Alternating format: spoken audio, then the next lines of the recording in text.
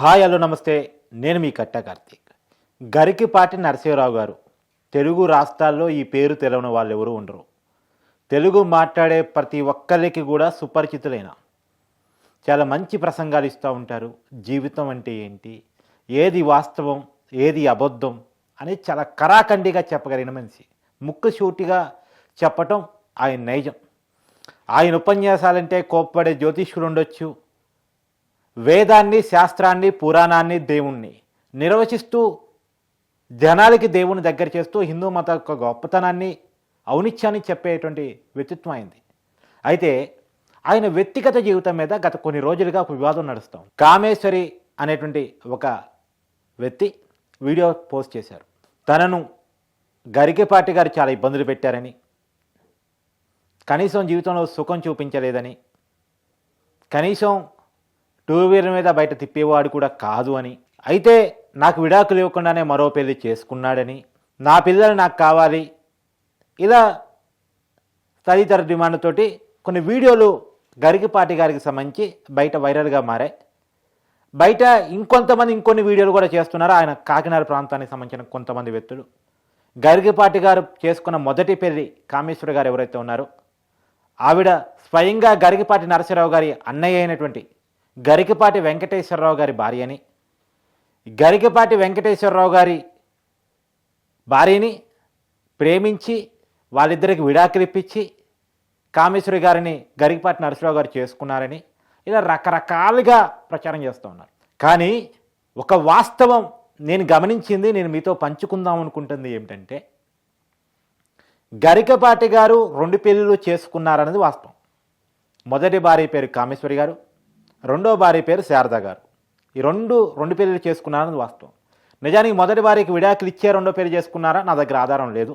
దాని గురించి ఎంక్వైరీ చేసి నేను తెలుసుకొని మీకు చెప్తాను. అయితే సహజంగా ఒక టైంలో విడాకులు తక్కువగానే ఉండేవి. పెద్దవాళ్ళ మధ్య విడాకులు తీసుకునే వాళ్ళు, కోర్టులు, కేసులు, విడాకులు ఈ మధ్య కాలంలో బాగా పెరిగాయి. మరి ఆ టైంలో ఎలాంటి మాటలు అనుకొని వాళ్ళు విడిపోయి గరికపాటి గారు రెండో పెళ్లి చేసుకోవాల్సి వచ్చిందని నాకు తెలియదు. కానీ ఒకటి వాస్తవం, ఇవాళ గరికపాటి గారి వయసు 65 సంవత్సరాలు 70 సంవత్సరాల మధ్యలో ఉంటుందని నేను అనుకుంటున్నాను. కరెక్ట్గా తెలియదు. కానీ ఆయన శారదా గారిని పెళ్లి చేసుకొని చాలా కాలం అవుతుంది.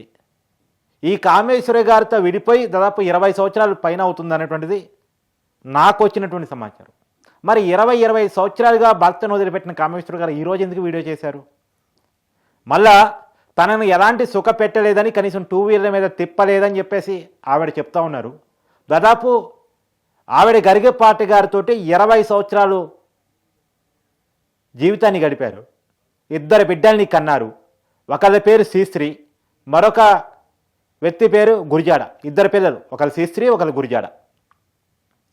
సాంఘిక సంస్కర్తలు, సమాజ ఉద్ధరకులు, చరిత్రకారుల పేర్లు పెట్టుకున్నారు ఆయన 2 పిల్లలకి కూడా. ఇప్పుడు శారదా గారితో పిల్లలు లేరు. సరే, వయసు అయిపోయిన తర్వాత మంచి చెడు చూడటానికి తనకంటూ ఒక తోడు కావాలనే ఆలోచన ప్రతి ఒక్కళ్ళు ఉంటుంది కాబట్టి శారదా గారిని చేసుకున్నారని నేను అనుకుంటున్నాను. కామేశ్వరి గారు పిల్లల్ని, భర్తని వదిలిపెట్టి వెళ్ళిపోయి 20 సంవత్సరాల తర్వాత ఆవిడ వీడియో రిలీజ్ చేయడం అంటే దీన్ని ఏమనుకోవాలి? బేసిక్గా కామేశ్వరి గారి నుంచి నాకు ఈ ఆన్సర్ కావాలి. మీరు మీ భర్తను వదిలిపెట్టి 20 సంవత్సరాల పైన అయిపోతుంది, పైన ఇంకా మీరు 40 సంవత్సరాలు అప్పుడు వదిలేశారు అన్నది నాకు తెలిసినటువంటి అంచనా. సబ్జెక్టు కరప్షన్ ఏదైనా తేడా ఉంటే మీరే చెప్పాలి. ఇప్పుడు 60 సంవత్సరాలు 70 సంవత్సరాలుగా గరికపాటి గారి నరసింహరావు గారి వయసు ఉంటుంది. అంటే దాదాపు 30 సంవత్సరాలు కావస్తుంది. ఈ టైంలో మీరు వీడియో రిలీజ్ చేయడానికి కారణం ఏంటి? గరికపాటి నరసింహరావు గారికి మంచి పేరు వచ్చింది, ఆయనకి పద్మశ్రీ అవార్డు వచ్చింది, ఆయనకి ఆస్తులు వచ్చాయి. ఆ పేరు, ఆస్తి ఇలా కావాలని ఆమె కోరుకుంటుందా అనేది ఒక డౌట్. నిజంగా పిల్లల మీద ప్రేమ ఉంటే ఇన్ని సంవత్సరాలు పిల్లలకి ఎందుకు దూరంగా ఉంది? ఆ పిల్లలు కూడా చెప్తున్నారు గరికపాటి గారికే సపోర్ట్గా ఉంటున్నారు. ఆ వీడియో డిలీట్ చేయాలని కామేశ్వరి గారికి ఎవరైతే వాళ్ళ అమ్మ ఉన్నారో వాళ్ళకి చెప్పినట్టు కూడా తెలుస్తూ ఉంది. ఇప్పుడు ఆ పిల్లలను కూడా గరికపాటి గారే చూస్తున్నారని, అంటే పిల్లలు గరికపాటి గారి దగ్గర రావడానికి గరికపాటి గారు నేను పిల్లల్ని చూసుకుంటా అన్నారా, ఆమె వదిలేసిందా, ఇంకొంత క్లారిటీ రావాలి. కానీ పిల్లలైతే గరికపాటి గారు, శారదా గారే చూస్తున్నారు. అంతవరకు క్లియర్. ఆ పిల్లలని అడిగినా చెప్తారు. ఆ పిల్లలు ఆ వీడియో డిలీట్ చేయమని కూడా వాళ్ళ మదర్కి చెప్పినట్టు కూడా తెలుస్తుంది. ఇంకొక ప్రచారం చేస్తూ ఉన్నారు. గరికపాటి గారు ఒకప్పుడు ఉద్యోగం లేని సమయంలో ఉద్యోగం చేస్తున్న కామేశ్వర గారితో ప్రేమలో అంటే ఆమెని వంచుకొని ఆమె డబ్బులు వాడుకొని ఆమెను డబ్బుల కోసమే ప్రేమించి వదిలేసి తర్వాత తనకంటూ పేరు వచ్చిన తర్వాత మరో వివాహం చేసుకున్నారు అనేటువంటిది ఒక ప్రచారం నడుస్తుంది. అదే నిజమై ఉంటే పిల్లలు కామేశ్వర గారితో ఉండాలి కదా, పిల్లలు గరికపాటి గారితో ఎందుకు వచ్చారు అంటే ఆమె వెళ్ళిపోయిందా? ఇది సమాధానం రావాల్సిన ప్రశ్నలు. ఇప్పుడు సమాజంలో గుర్తింపు వచ్చిన తర్వాత ఎలాంటి విమర్శలు వస్తాయి అంటానికి గతంలో అనేక ఉదాహరణలు మీకు చూపించింది, మనం టీవీ చూపించింది. ఇవాళ వీడియో చేస్తున్నాం కాబట్టి ఇంకా కొంత ఆధారాలు సంపాదించాల్సి ఉంది కాబట్టి ఇంకా బేసిక్ ఇన్ఫర్మేషన్ మీకు ఇస్తున్నాను. కానీ గతంలో ఆడవాళ్ళ పేరుతోటి కొంతమంది మగవాళ్ళ మీద లేదు, అలానే ఆడవాళ్ళని తక్కువ చేయటం మగవాళ్ళని ఎక్కువ చేయటం అని కాదు, కేసు టు కేసు చూడాల్సిందే. ఖచ్చితంగా అమ్మాయిల మీద వేధింపులు జరిగినా, హెరాస్మెంట్ జరిగినా, వాళ్ళ మీద గృహహింస జరిగినా, ఇంకేది జరిగినా సరే తీవ్రంగా ఖండించాల్సిందే. ఆడవాళ్ళ పక్షంగా మనం టీవీ ఎప్పుడు ఉంటుంది, నేను ఉంటాను. కానీ కొన్ని పర్టికులర్ థింగ్స్ చూస్తే, కొన్ని కేసుల్లో చూస్తే మాత్రం ఎవరి వైపు నిజాయితీగా ఉన్నా వాళ్ళ వైపు మనం నిలబడాలి. వాళ్ళ వైపు నిలబడి సపోర్ట్ చేసే విషయాలు మనం ఉంటే ఎప్పుడు వెనకబడదు. గుడ్డిగా మహిళకు సపోర్ట్ చేయాలనే కారణం చేత నిజం ఉన్నా అబద్ధం ఉన్నా నిలబడాలనుకునే తత్వం అది కాదు. నిజం ఉంటే మహిళ వైపే ఫస్ట్ నిలబడతాం, మహిళ కోణ నుంచే ఆలోచిస్తాం, దాంట్లో ఏమీ భిన్నాభిప్రాయం లేదు. కానీ ఒక 25 సంవత్సరాల తర్వాత 30 సంవత్సరాలు కావస్తుండగా ఈరోజు కామేశ్వరి గారు వీడియో ఎందుకు రిలీజ్ చేయాల్సి వచ్చింది? మరి తను కోర్టులో ఫైట్ ఎందుకు చేయలేకపోయింది, కేసు ఎందుకు పెట్టలేకపోయింది? 25-30 సంవత్సరాల క్రితం గరికపాటి గారు నిజంగా కనుక ఆమెను వదిలేసి వేరే పెళ్లి చేసుకుని ఉంటే, ఆమెను వదిలేసి చేసుకుని ఉంటే విడాకులు ఇవ్వకుండా, అంటే ఇవాళ వచ్చి మాట్లాడటంలో ఉన్న యొక్క ఆంతర్యం ఏంటి? ఎవరు మాట్లాడిస్తున్నారు? దీని వెనకాల ఉన్న ఉద్దేశాలు ఏంటి?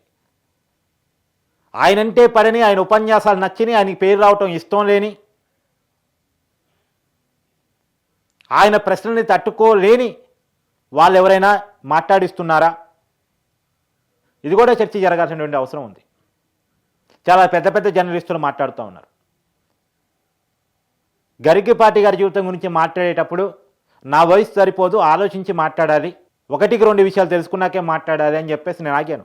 కానీ చాలా పెద్ద ఎత్తున సోషల్ మీడియాలో వైరల్గా మారిన తర్వాత వాస్తవాన్ని ప్రజలకు కొంతైనా సమాచారం ఇవ్వాలి, మనకున్న సమాచారం ఉన్న వారికైనా ఇవ్వాలి అని చెప్పేసి నాకున్నటువంటి సందేహాలను మీతో పంచుకునే ప్రయత్నం చేస్తున్నాను. ఖచ్చితంగా గరికపాటి నరసింహారావు గారు మంచి ఉపన్యాసకుడు, మంచి విషయాలు సమాజానికి అందించేటువంటి ఒక వ్యక్తిత్వం ఉన్నటువంటి మనిషి.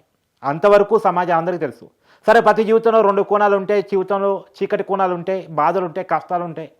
అది ఎవరికైనా ఉంటాయి. అది ఎన్టీ రామారావు గారి కాడ నుంచి గరికపాటి గారి వరకు ఎవరు మినహాయింపు కాదు జీవితంలో కొన్ని చీకటి కోణాలకి. దాని వెనక ఉన్నటువంటి అసలు విషయాలు తెలుసుకోకుండా నిందలు వేయటం, దాని మచ్చల్ని తొలచి చూడాలని చూడటం, సమాజంలో వ్యక్తిత్వం ఉన్నటువంటి వాళ్ళ మీద బురద వేయాలనుకోవటం ఖచ్చితంగా తప్పు అవుతుంది. దయచేసి ఆ వీడియోలు చేసే వాళ్ళకు కూడా నేను గమనించే కోరిక ఏంటంటే, తెలిసి తెలియని మిడిమిడి జ్ఞానాన్ని చెప్తూ వ్యక్తి మీద బురద చల్లే ప్రయత్నం చేయకండి. గరికపాటి గారు అంటే చాలామంది గౌరవం, ఆయన చాలా ఫాలో వాళ్ళు చాలామంది ఉంటారు. ఈ సమాజంలో ఒక మంచి ఉపన్యాసాలు ఇచ్చే వాళ్ళలో, సమాజంలో అజ్ఞానంలో విజ్ఞానాన్ని నింపే వాళ్ళలో ఆయన ఒకళ్ళుగా నేను భావిస్తూ ఉన్నాను. ఒకవేళ ఆయన తప్పు చేసినప్పటికీ, తప్పు చేసిందని తెలిసిన రోజు ఆయన ప్రశ్నించడానికి మనం టీవీగా నేను కానీ ఏమాత్రం వెనకాడేది లేదు. కానీ ఒకటేంటంటే, ఇన్ని సంవత్సరాల తర్వాత వీడియో చేయడంలో ఏదో ఆంతర్యం కనపడుతుంది, ఏదో మతలబు కనపడుతుంది. పచ్చగా చెప్పాలంటే ఏదో మతలబు కనపడుతుంది.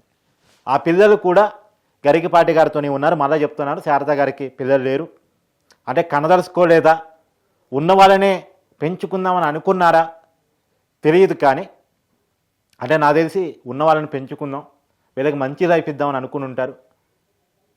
తండ్రి వారసత్వంలోని వాళ్ళు కూడా నడుస్తూ ఉన్నారు. సమాజానికి మంచి ఉపన్యాసాలు, సందేశాలు ఇచ్చే దాంట్లో భాగంగా వాళ్ళ జీవితం గడిచిపోతూ ఉంది. కాబట్టి దీన్ని వివాదంగా మారుస్తున్న వాళ్ళ వెనకాల ఏదో మతలబు ఉంది. ఖచ్చితంగా గరికపాటి గారికి సమాజం అండగా ఉండాల్సినటువంటి సమయం, సందర్భం వచ్చింది. సమాజానికి మంచి విషయాలు ఎప్పుడూ ప్రబోధించేటువంటి గరికపాటి నరసింహారావు గారికి సపోర్ట్గా నిలబడాల్సిన సమయం వచ్చింది. ఆ మేరకు మీరు కూడా నిలబడతారని, మీకు గరిగిపాటి గారి ఎపిసోడ్లో నడుస్తున్నటువంటి ఉదాంతాల మీద ఉన్నటువంటి సందేహాల మీద అభిప్రాయాల మీద మీరు కూడా మీ విషయాన్ని కామెంట్ రూపంలో తెలియజేయాలని కోరుకుంటున్నాను.